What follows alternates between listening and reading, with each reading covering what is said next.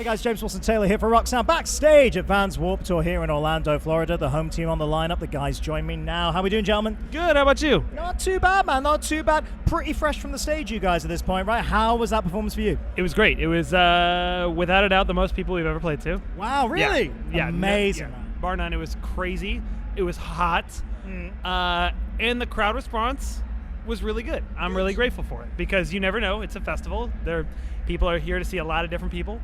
But I felt very welcomed at that stage. That's really nice to hear, man. No, I mean, I feel like, Warped Tour traditionally was always about like supporting new and upcoming bands in the scene, right? So you gotta hope when it's coming back, it's gonna be the same, right? You're gonna get your fans out there. I'm glad to hear it was a good response, man. That's gotta feel good. Yeah, very, very exciting. Very, very exciting. Well, let's catch up, man, because it's been a little minute since the album now. Congrats on that again. We very much enjoyed it. But, like, how are you kind of reflecting? Because, you're at this point now where it's enough in the rear view. You can kind of take stock, see what you learned from it, see what you want to kind of push forward with in the future. How are you feeling about it all? That's a really good question because the way that album came about was definitely unorthodox for us. But we're very, very happy with how it turned out. Obviously, it's gotten a lot of listenership, and it's changed our lives. Yeah, without a doubt. Yeah. But it's also really empowering because we recently put out a song called Worthy that was part of the deluxe version of it. And to be completely honest with you, that song was supposed to just be kind of like a one for us. Right. Like it's just like one that kind of scratched our musician brain, and we all really liked that song. We didn't think it was going to be more popular than Loud. Right.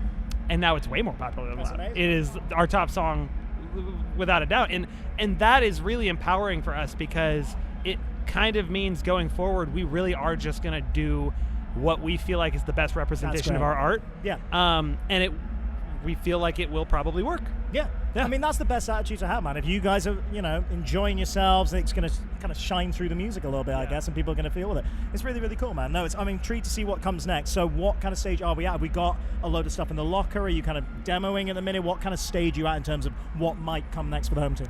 Good question. I'll let you talk about this for a second. But So we have probably about 20-ish instrumentals because we are a little bit different than I'd say a lot of other bands where we kind of start with an instrumental and then we kind of get it, 80% of the way there, give it to Brian and let Brian kind of stew on it, think about it, and then write vocals to the instrumental. A lot of times bands will go the other way where they write the vocal first and then you write the instrumental around the vocal. There's no right or wrong way. That's just the way that works for us.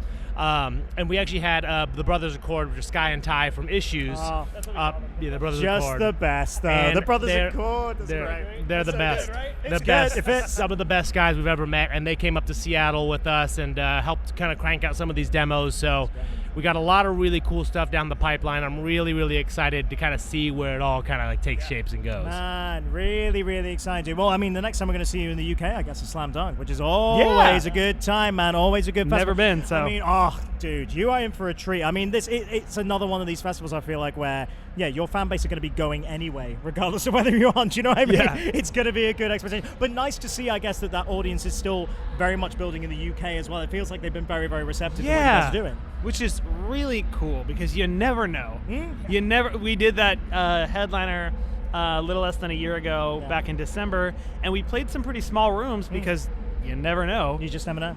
And they sold out in like 4 days, which was amazing. awesome. So next time we go, we will definitely play bigger rooms. But yeah, I mean, it's nice to be welcomed at different parts of the world. Yeah, very cool. And especially the UK, I feel like they always go off for us. It's always a really good time. It's always a good time having you guys out there, man. Well, before I let you guys go and enjoy the rest of your evening, a couple of questions we're asking absolutely everybody here today, right? Okay, so first up, huge lineup. Always a huge lineup at Warped, right? I'm sure a lot of friends of yours out there and all that stuff. Anyone out here this weekend you've never toured with before, never worked with before, where you think, man, that's a tour we gotta get done? Wow. Great question. That is a good question, and I got to think about it because we actually know a decent amount of the people here. Yeah, this is it. My mind went to Arrows in Action. We're literally on tour with them right now. I mean, yeah, there you go. That's sort of already been taken care of, but there we go. I mean, if I'm going to be honest, there are some bigger bands that obviously we'd love to tour with because there are a lot of opportunities to be had there. 100%. But also from a sound perspective, I would say A Day to Remember would be a really good fit. That would be really, really interesting. Yeah, because I don't think that we're too similar that we would it would be an eclectic enough bill. Yes. But I do think A Day to Remember fans would like the home team. I also think like you look at some of the supports they've had of late, and it's like, no, they are into the idea of mixing things up. Just a little bit. So without like, a doubt. As long as there's an element of their sound in there, it Absolutely. kind of makes sense. When it absolutely fits right there. Yeah. Next up, I'm doing a little survey here. The Warped Tour anthem, right? So when I say Warped Tour to you guys, what's the first song that like comes to mind immediately? Is it bad that I think Hawthorne Heights? No, not at all. I was gonna say something that is related to ska. Oh, yeah. I feel like that's For real. I'm yes. showing my age here a little No, bit. dude, shout it But out. ska is like, this was the only place I feel like where I just heard, like, I think it may be the first place I heard ska, and I was like, what is this? Yeah. Such an important part of this festival's history, genuinely, 100%. It may be sometimes an overlooked part of it. I agree. But yeah. But no, you're right. It is an integral part of Warped Tour to have like Sublime and all 100%. those bands. Yeah. Oh, so good. Yeah, man. No, that makes a lot of sense for sure. All right, this is the last question for you guys. This is something we ask everybody these days. I love this question so much.